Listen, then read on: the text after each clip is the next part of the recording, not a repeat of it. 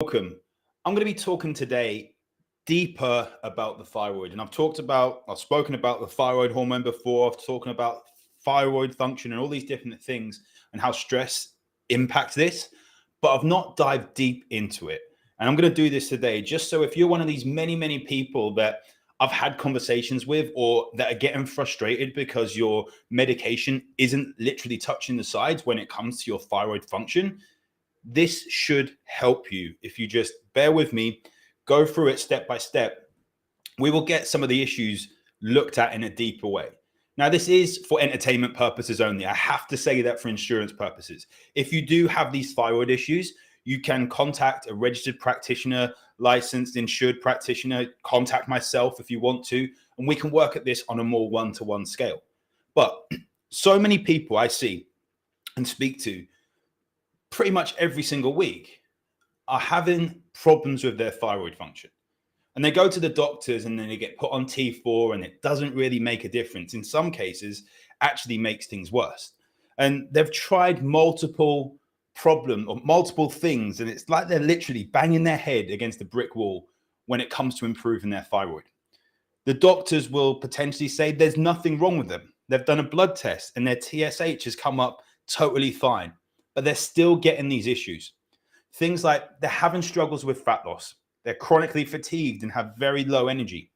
Maybe they're constipated or they've got severe bouts of brain fog, some other hormonal issues, and have problems with sleep. Just some of the things that are on the list of issues when you have problems with your thyroid. Now, the key thing we have to look at here, it's not usually your thyroid that is the problem. It is usually getting deeper into your body and looking at your body from a top down, something before that, before we get to the thyroid gland that is going on. Now, if we look what actually happens, we have a thing called your HPT axis.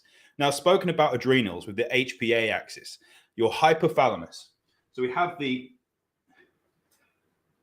hypothalamus, excuse my writing. Now, this will send a signal to your pituitary. Can't spell. These are glands within the brain. Now, from there, your pituitary will send a signal to the thyroid gland. Now, these are three key things that we have to look at when it comes to thyroid function. Now, what actually happens is your hypothalamus can see everything that's going on within the body. It can regulate temperature, it can tell of stress, it can tell hormone balance, it can tell so many different things. Well, what happens when we want to release thyroid hormone and get our thyroid gland working, our hypothalamus has to send a signal to the pituitary, releasing a thing called TRH. This is thyroid releasing hormone. Now, that tells the pituitary we need to get the thyroid gland working. Now, your pituitary will then send a signal or release TSH, the thing that most doctors will test for at first, to the thyroid to say, we want to release some thyroid hormone. From there, we signal the thyroid gland. Now, as I said, the hypothalamus knows what's going on in the body with stress, but the pituitary can only see hormonally. It can't tell whether you're more stressed, whether you're less stressed, whether you're tired, whether you're hot, whether you're cold. So it will only know what's going on with the hypothalamus. And if there's other imbalances hormonally, we will then potentially get issues already with your TSH. Now, what happens here is that we release a thing called T4 and a thing called T3. Now, these are what we call free thyroid hormones. We have T4, which is inactive, and we have T3, which is active. I'm not really going very straight here.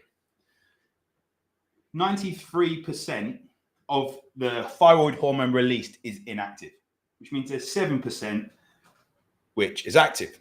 Now, with these hormones being free, that means they can go and do their job straight away. But we don't want that.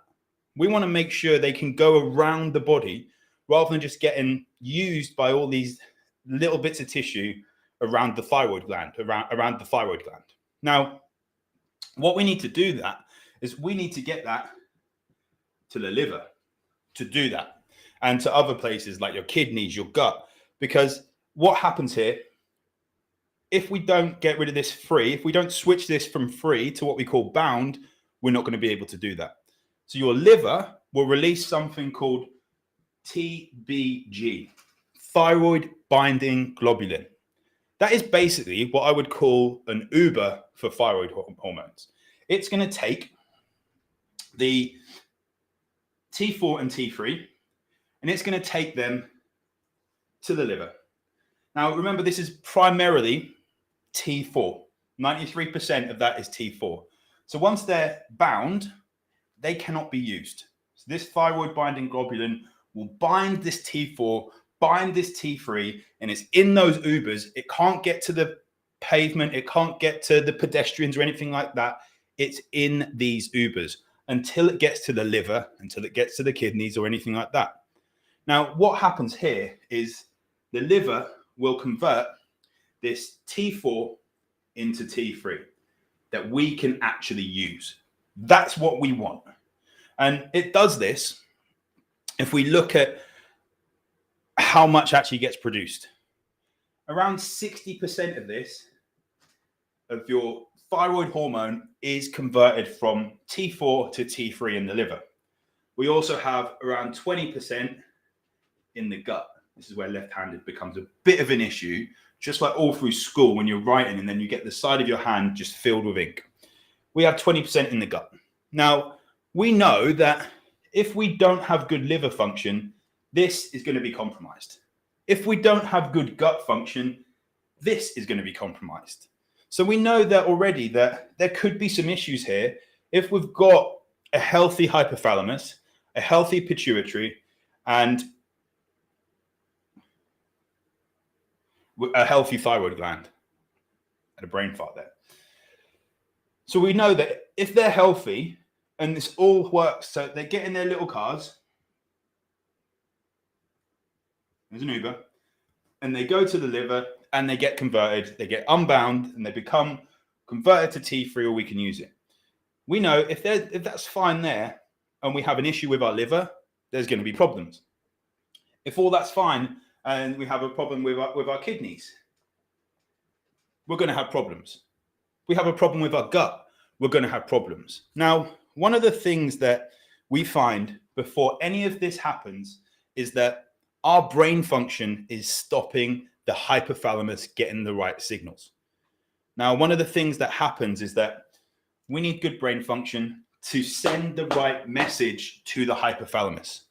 And it's based on a feedback loop. So if we're stressed, now in the adrenal video that I've done, the hypothalamus sends a signal to the pituitary, which sends a signal to the adrenal gland to release adrenaline, which then moves into cortisol, which sends a signal back. It's a feedback loop which sends more cortisol in. If we have stress in the body, we're going to get mixed messages, which means the thyroid releasing hormone is not going to be released as adequately as we want, or maybe too high, maybe too low. The pituitary could have issues, so it's not going to release enough TSH. So these things before the thyroid has an issue, or before we get to the thyroid gland, could well be an issue. Now, this is looking at neurological function. So what do we mean by that? We mean the way your neurons fire. We mean the way your stress is going on in your body. Now, I've had clients that have been through severe levels of trauma in their life. And with this severe trauma that they've been through, we have immune cells in the brain called glia cells. Now, these glia cells, when we go through this stress, they get switched on more and more over periods of time. And what they're responsible for is clearing out waste, basically clearing out dead neurons and wastes within the brain. And they get very good at doing this. The more active they go and the more stressed we are. Now, if you go through this severe bout of stress after you're already stressed, we risk priming those glia cells. And what actually happens with those glia cells is when they get primed, they cannot be switched off.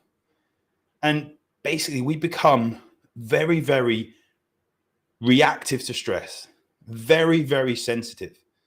So if we have problems within our brain and we have primed glia cells, we're going to react to inflammation more.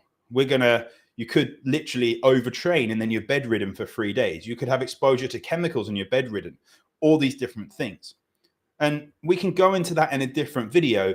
But if you've got primed glial cells, your brain is not going to be functioning as effectively. So we look at the hypothalamus, chances are that is not going to be already getting the messages we need to signal the pituitary, to signal the thyroid. Then the other thing we have to look at, I've done a video on toxin exposure. Now, toxins will also impact your brain, but some of the things they do in relation to your thyroid gland is that toxin exposure will decrease your pituitary's ability to make TSH, thyroid stimulating hormone. Now, these toxins are things that we are exposed to every single day. We can't get away from toxins, but we can lower our exposure to them.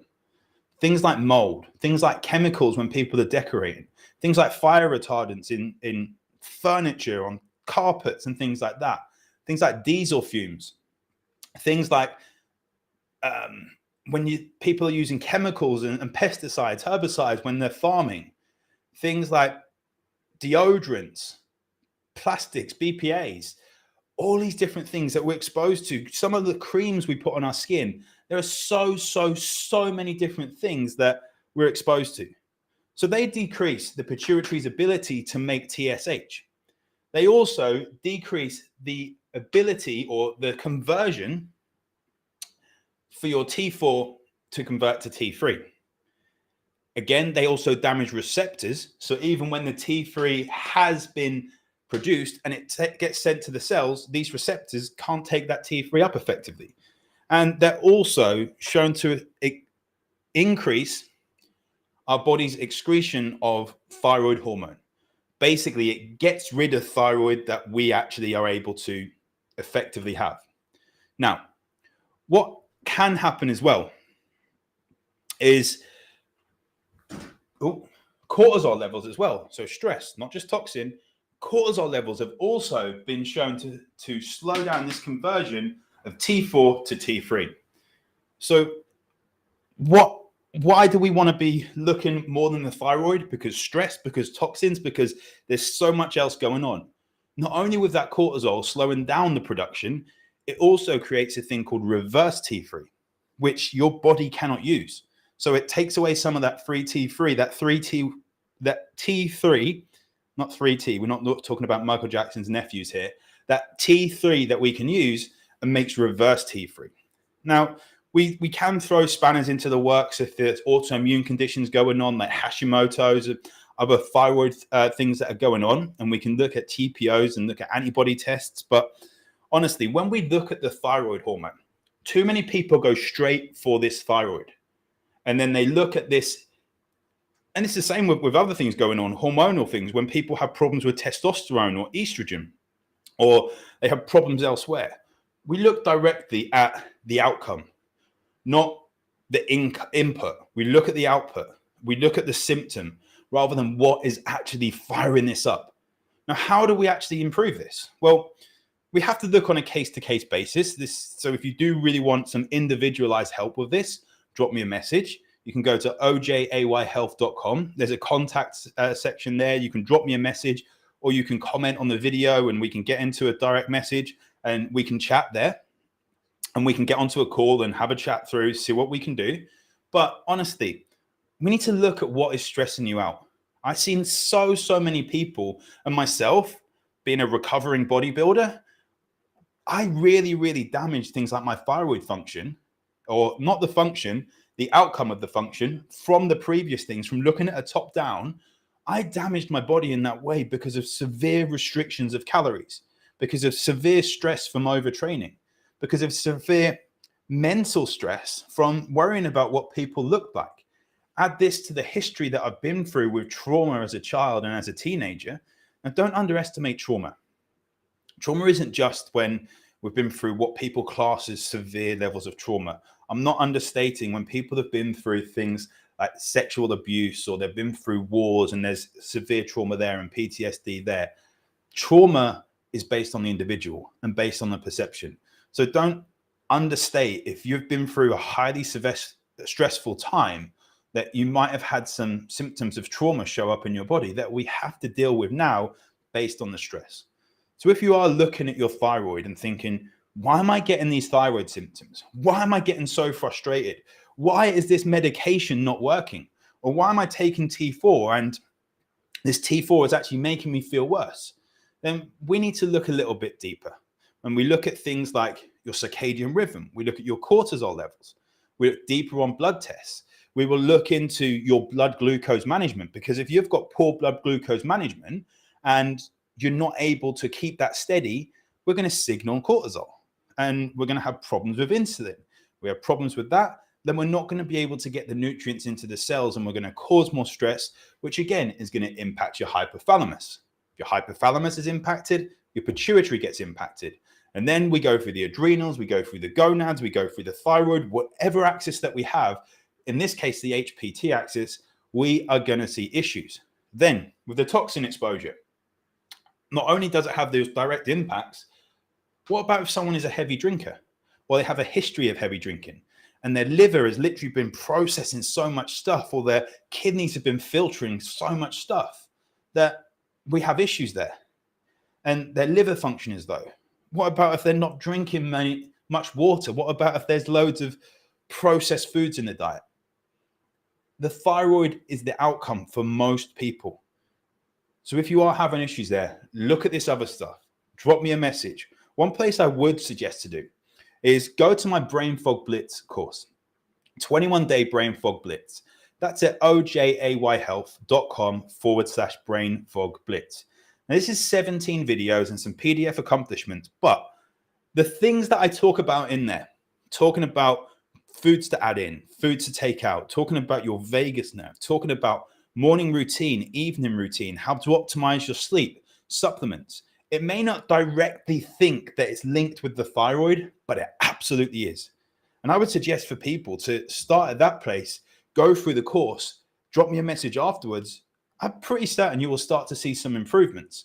But if you do want to talk one-to-one, as I said, go to ojhealth.com, go to the contact slide, or come into my DMs and drop me a message. We can book in a time to have a proper chat. Hopefully this has helped. And I get the frustration. I absolutely get it. So please, please, please don't